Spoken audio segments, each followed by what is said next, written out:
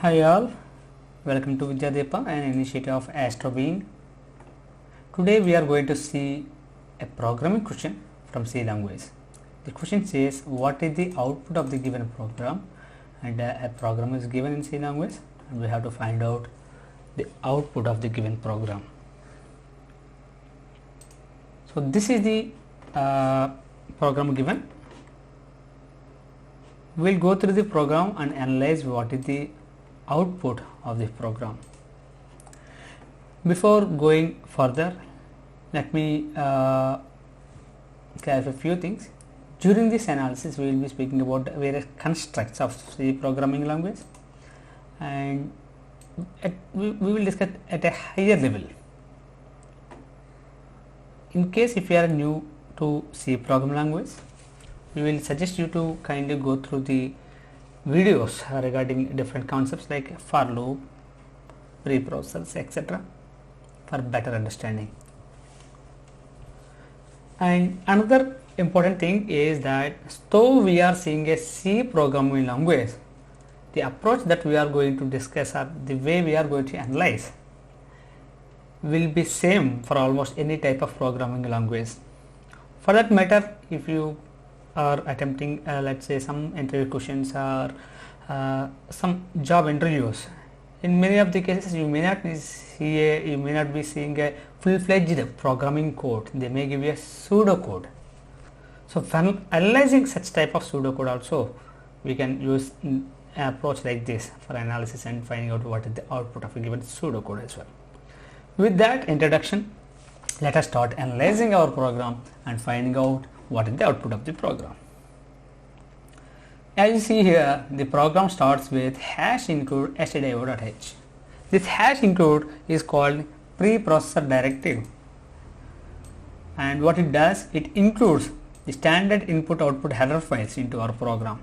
So whatever is available in the standard input output header files, that whole thing is available to our program for use now onwards.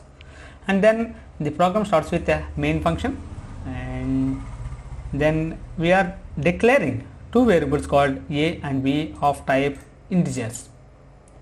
As we will discuss in other videos, there is a distinction or a difference between declaration and a definition. Here what we are doing is we are declaring two variables called int a and b.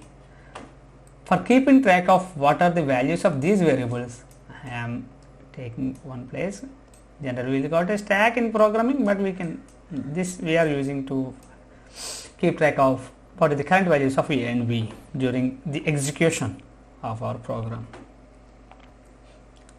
Then comes in the program there is a for loop, and this for loop, just to make sure that where it is ending, this is the for loop 1 and this for loop is ending here, right?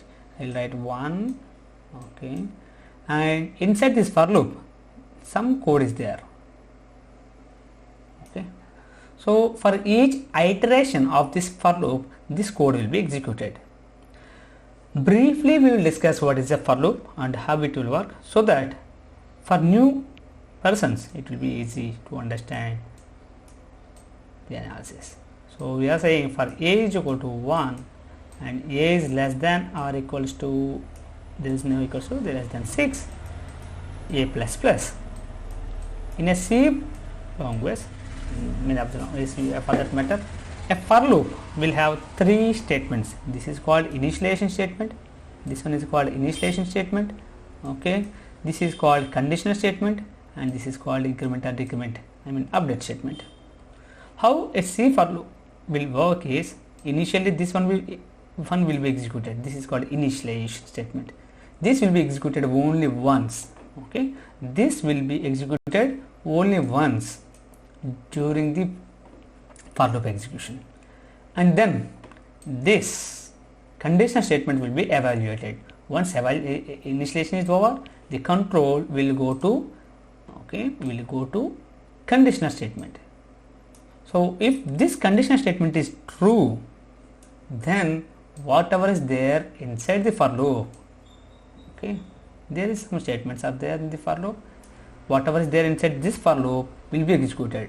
In this given program, if this condition is true where a is less than 6, meaning up to 5, a is equal to 1, 2, 3, 4, 5, up to 5, this will be true, right? So up to 5 this will be true, and those many times, so each time it will be executed, right? For loop, for each time a condition is true, it will go inside and it will execute whatever is there. So this will be executed 5 times because up to 5 it is true. Okay, once this execution is over one time, so it will go to the next, update. So whenever this block of code is executed, so the control will move back to the update statement. So it will be incremented, and then the control will go back to condition again. If the condition is true, again the block inside the for loop will be executed, right? This one will be executed. If it is false, the control will move out of the for loop, meaning it will go to this one. Fine. So the control will go to a return statement, which is just after this closing bracket, right? So that is how a for loop will function in general. So let's focus on the given program. So in this we are starting with a is equal to 1, so a is initialized to 1, and then until a is less than 6, until a is less than 6, when a is less than 6 it will going inside. So a will be less than 6 for which values, that is for a is equal to 1, right? For a is equal to 1, 2, 3, 4, 5. For values of a is equal to 1, 2, 3, 4, 5, this will be true. So this code will be executed. That code is nothing but this code will be executed. Okay. Now what is here in this for loop? We have another for loop wherein we are initializing b to 1, and we are checking if b is less than or equals to a, and we are incrementing b plus plus, right? If this is true, we are printing b value, right? If this is true, we are printing b value, right? So after printing this, it will go here. This is same. This is for loop is same for everything. So just for the sake of understanding, I am keeping this. Now let's take when a is equal to 1. We will analyze. When a is equal to 1, one is less than 6, right? So here I will keep it here. 1 is less than 6. B is equal to 1, b less than or equal to a. It will become b is initialized to 1. So I will keep 1. 1 is less than or equals to, what is the current value of a? 1. So 1 is less than or equal to 1, true. So it will print b. So b value is 1. Fine. It will go to b plus plus, b will be incremented, b will become 2, yes, and this one, the condition now will become 2 less than or equal to 1, which is false. When the condition is false, what will happen? In for loop, when the condition is false, the control will go to the next statement after the closing bracket. So it will go here. What we are doing here? Here we are printing a new line. This printf is actually inside the outer for loop. Okay. For the information, this is called outer for loop, this is called inner for loop, this is called nested loops. We will discuss in a separate video all these concepts. So we are printing a new line. What this printf slash n means, once we print this, the cursor will go to the next line. So whatever we are going to print next will come to the next line. So then it has come to printf. After printf, it will go to incrementing a plus plus. So now a value will become 2, right? 2 is less than 6, yes. So it will go inside. Again b is set to 1, because for loop afresh it is executing. Again as a new executor is starting. So b is equal to 1, b is less than or equal to a. What is the value of a now? Now a is 2, right? So 2, current value of b is 1. So 1 less than or equal to 2, is it true? Yes, it will print b. What is the current value of b? Current value is 1, and then it will go to b plus plus, b plus plus will make it a 2, right? So it will become 2 less than or equal to 2. Is it true? Yes, it will print b. What is the current value of b? It is 2. Now it will go to b plus plus, b value will become 3. This will become 3 less than or equal to 2, which is false. Once it is false, what will happen? The control will come here, right, after this for loop. So we are printing one more new line. So whatever we are going to print next will come to new line. So what is next after this? It will go to the outer for loop, a plus plus. So a value will be incremented to, now it will become 3. For a value equal to 3, again this will be executed, again it will print. So if we observe keenly, what we are seeing is, in this for loop, in the for loop inside, what we are printing is, we are printing values starting from 1 up to a, right? So if a is 1, we will print 1, if a is 2, we will print 1 comma 2, and then if a is 3, we will print 1, 2, 3, meaning we are printing values of numbers starting from 1 up to given number, which is a. This for loop, this condition is dependent on the above for loop. So a value is set in the above for loop. So this for loop will be true, like for this to be executed, this has to be true. So this for loop will be true until a is equal to 5, right? And when a value becomes 6, this will be false. So from this, if you can see, when a is equal to 1, it will print 1. When a is equal to 2, it will print 1, 2. When a is equal to 3, what it will print? Yeah, you can go through it. It will print 1, 2, 3. When a is equal to 4, it will print 1, 2, 3, 4. When a is equal to 5, 1, 2, 3, 4, 5. And then when a is equal to 6, when a becomes 6, right? When a becomes 6, this will become 6 less than 6, which is false. So it will not go inside. So this for loop won't be printed. So there is no print. Okay.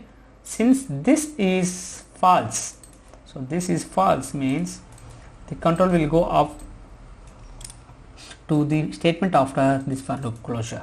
So it will go to return 0. This function will return. So the output of the program is 1, 1, 2, 1, 2, 3. It's kind of a some pattern. So it is printing. Now we will see this program in execution. We can use any of the IDEs of your choice for executing this C program. So let us execute the program and see what is the output. As you see, the program is written starting from a is equal to 1, a this one, and now I am executing the program.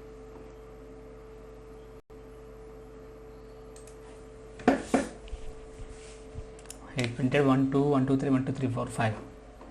Just for understanding sake, now in case we already understood that we are printing values of numbers which we are saying as b starting from 1 up to a. So in case if I make a value 5, what does it mean? It will print values of b, right, till b value is a. So initially when a is equal to 1, it will print 1. When a is equal to 2, okay, it will print 1, 2, like that till a is equal to 4. When a is equal to 4, it will print. When a is equal to 5, this will be false, it will not go. So now if you see what will be the output, you guess. Yes, the output will be 1, 2, 3, 4.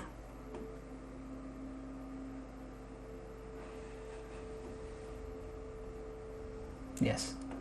One thing you have to observe is there is a less than or equal to here, but here there is only less than. If I give a equals to, it will print up to 5 as well, because this condition will be true, right, when a is equal to 5 as well.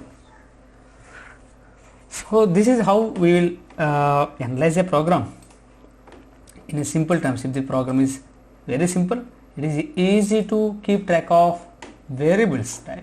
And the program is very small, like this program where only 2 or 3 variables are there, around only 2 or 3 for loops are there. You can take off what is the current value of variables and see the logic. In later videos we will discuss and we will see how to analyze or debug much more complex programs. For now, we hope that you understood how to analyze, and we hope that you understood the concepts. In case if you have any doubts, please let us know in the comment section, or else you can also send as a mail. We will be very happy to help you. Furthermore, if you have any queries or any programming questions to be explained or to be discussed in in our videos, please let us know. We will make our best to help you out. Thank you. Keep watching our videos and support us. Thank you very much.